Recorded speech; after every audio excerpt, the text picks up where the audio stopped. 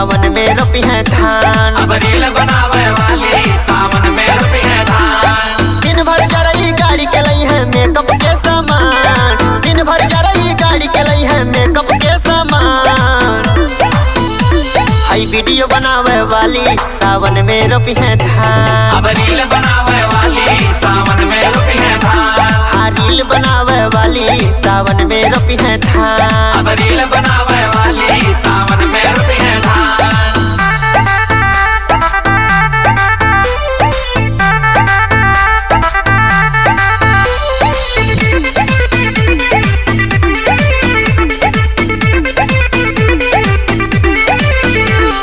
लगा के filter Insta पे चेहरा खूब चमकावेली।